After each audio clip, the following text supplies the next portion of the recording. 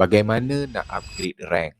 Upgrade rank ni jika anda dah pun daftar Tone Wow, dah pun guna SIM cardnya, sama ada SIM card Lite ataupun Pro, tiba-tiba anda nak upgrade rank anda kepada Beast pula. Ini kita panggil upgrade rank. Biasalah upgrade rank Beast ni barulah peratus bayaran komisen tu lebih besar. Cepat sikit income kita naik, betul?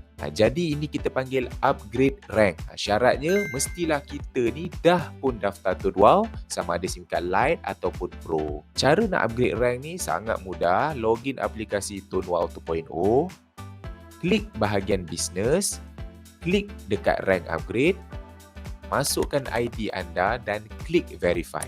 Kalau anda Lite nak upgrade kepada Beast, yuran dia RM100. Tapi kalau anda Pro nak upgrade ke Beast, yuran dia RM50.